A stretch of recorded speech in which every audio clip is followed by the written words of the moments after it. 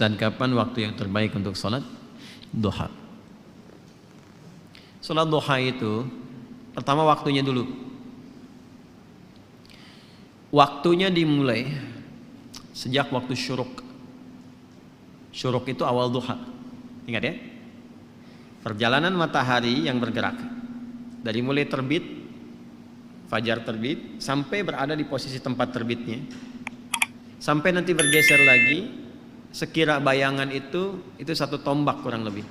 Kalau kita nanam tombak, ya sampai kokoh ada matahari, bayangannya sudah 1 tombak gitu ya, sama dengan itu gitu. Nah, kan nanti bisa jadi memanjang, bisa jadi mengecil kan.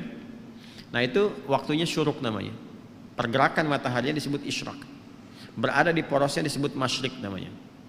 Bayangan yang 1 tombak ini itu sudah masuk waktu syuruk. Syuruk itu awal duha. Jelas? Awal duha. Di awal duha ini ada kemuliaan. Hadisnya sahih. Sahih sekali. Di At-Tirmidzi hadisnya. Qala Rasulullah sallallahu alaihi wasallam, Rasulullah SAW bersabda, kama qala, man shallal ghadata fil jama'ati. Di redaksi lain fil masjid. Siapa yang menunaikan salat subuh dengan berjamaah. Di hadis lain di masjid. Jadi ada 2 diksi di sini, 2 redaksi. 1 ditunaikan berjamaah, yang kedua di masjid. Saya mengambil jalan tengahnya saja. Yang prioritas itu yang dimaksud masjid. Salat di masjid. Tapi kalau ada uzur tidak memungkinkan ke masjid, nah ini. Biasanya sih uzur yang dimaknai di sini ada yang lekat dengan perempuan yang tidak memungkinkan ke masjid karena alasan-alasan yang ditoleransi oleh syariat. Dan itu nanti banyak riwayat menyebutkan statusnya sama dengan sholat yang ditunaikan laki-laki di masjid. Jadi ibu jangan berkecil hati, karena memang hati sudah kecil gitu. Kalau besar kan repot tuh, nggak bisa ketampung. Jadi kalau misalnya suami laki-laki ke masjid dan perempuan tidak memungkinkan karena alasan yang ma'dzur syar'an, ya ditoleransi oleh syariat, itu tunaikan di rumah dan nilainya sama dengan laki-laki yang ke masjid. Nah, kalau ingin dapat awal duhanya syuruknya, maka tunaikan berjamaah di rumahnya.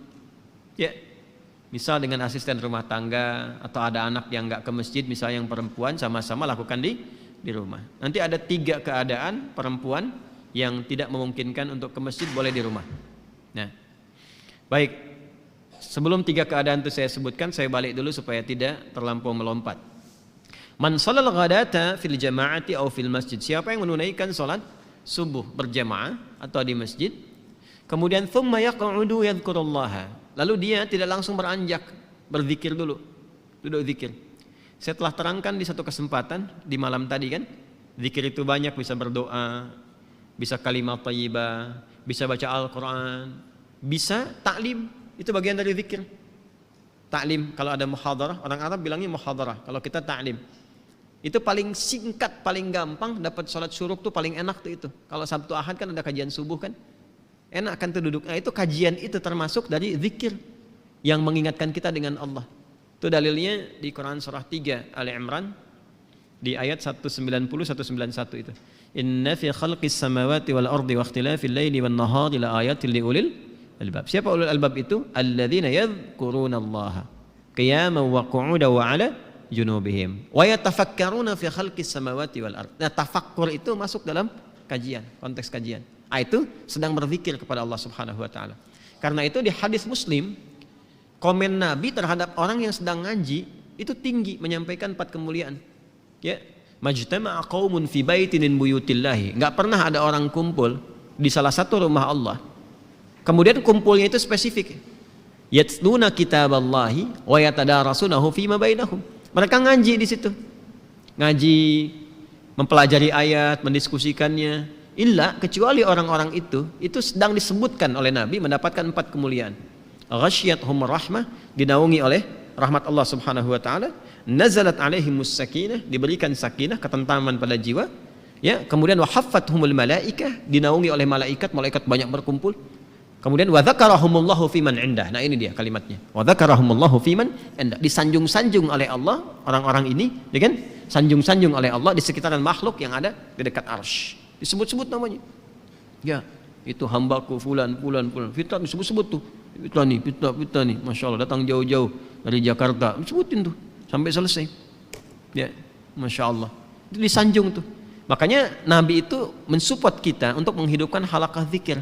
Nah, zikir itu salah satunya ada yang memahami dengan ilmu. Majelis ilmu, majelis ilmi. Nah, dalilnya dari mana? Yang Al-Mujadalah itu ayat 11. Ya. Ya ayyuhalladzina amanu idza qila lakum tafassahu fil majalisi fafsahu yafsahillahu lakum wa idza qila inshuzu syuzu yarfa'illahu alladzina amanu minkum walladzina utul ilma darajat. Paham ya? Nah, itu gambarannya. Nah, kemudian dia nggak langsung beranjak. Jadi setelah sholat 2 rakaat subuh, ya kan? Nggak langsung pulang, duduk dulu. Ada yang ngaji, ada yang ikut taklim, ada yang tilawah, ada yang ulang hafalan. Nah, sampai tiba bidayatul duha, awal duha. Awal duha itu disebut dengan syuruk itu. Ya, hatta bidayatul duha, sampai tiba awal duha. Ya, fa yusalli raka'ataini. Kemudian dia sholat 2 rakaat di awal duha itu. Fakana alaihi ka ajri hajjin wa umratin. Maka dia mendapatkan pahala yang senilai dengan haji dan umrah. Sempurna. Jangan dipahami sudah haji dan umrah, bukan. Dipahaminya pahala yang senilai itu. Ya, tapi belum tentu dapat kemuliaan sholat misalnya di Masjidil Haram, Masjid Nabawi, itu kan kemuliaan yang lainnya. Tapi pahalanya baik.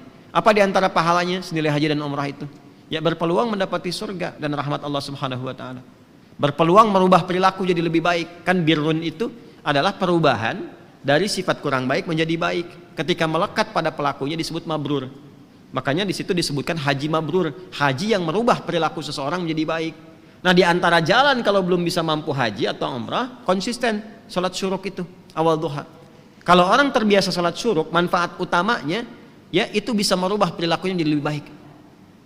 Itu yang dimaksudkan. Jelas? Makanya didapatkan pahala senilai haji dan umrah. Dan itu mahal sekali. Ini awal duha. Pertengahan duha itu berlangsung, kalau sekarang tariklah waktunya 1 jam dari sholat subuh. Ya 1 jam lah, kurang lebih 1 jam paling cepatnya. Jadi kalau subuh 4:30, awal duhanya itu awal syuruk jam berapa? 5:30. Ya. Atau kalau mau garis aman kadang ada yang nambah 15 menit lagi, ada yang nambah 1,5 jam gitu ya. Nggak ada masalah. Sampai matahari mulai naik sekitar jam 7:30, jam 8 lah. 7:30 sampai jam 8. Nah, itu sudah pertengahan duha. Kalau dikonversi ke jam sekarang zuhurnya jam 12 kurang, ya sampai jam 10:30 lah pertengahan duha itu. Kalau lihat situasi sekarang ya, kadang-kadang panas kan, kadang-kadang agak mendung gitu. Sampai 10:30 itu pertengahan duha. Kalau awal duha bilangannya 2 rakaat. Pertengahan duha bisa sampai 4. Bisa sampai 4. Umumnya. Manfaatnya banyak lagi. Itu yang dimaksudkan pengganti zikir dari seluruh tubuh itu. Ya, tubuh kita kan sebetulnya harusnya berzikir, semua tubuh kita tuh. Dari pikiran, dari mata, telinga sampai ujung kaki. Zikirnya anggota tubuh itu dengan mengingat Allah, dengan cara menggunakan semua fungsi tubuh pada yang dikehendaki oleh Allah. Mata ini yang Allah inginkan apa? Melihat yang baik. Jadi zikirnya mata itu menatap yang baik-baik menurut Allah. Ketika menatap yang buruk, dia sedang keluar dari jalur zikir. Demikian cara memahaminya. Nah, itu pengganti itu yang mengkafar kewajiban itu. Wajib ini dalam konteks bukan wajib dalam seperti hukum fikih ya, bukan. Artinya sesuatu yang seharusnya melekat secara fitrah. Ya. Nah, itu tertutupi oleh rakaat salat duha di pertengahan. Yang 2 rakaat itu. Kalau kita mau teruskan sampai 4 boleh. Ya, itu yang salah satunya bisa menjaga kita dari musibah umum yang mungkin terjadi. Ya, misal banjir di komplek misalnya, kita bukan komplek PTM ya, komplek tertentu misalnya. Kalau di sini insya Allah nggak banjir, ya cuman kadang naik dikit. Insya Allah selesai. Banjir nih, nah misalnya. Itu kan umum terjadi tuh. Kok bisa gitu ya? Yang seharusnya volume airnya tuh kelihatan tinggi, tapi ada satu rumah yang nggak kena air tuh balik lagi gitu. Nah itu maksudnya. Macet nih sekarang kan. Udah macet sana sini macet luar biasa. Padahal si Komo nggak lewat kan. Itu menariknya yang konsisten ibadah ini itu tiba tuh bisa saja dipalingkan dari jalur macet itu.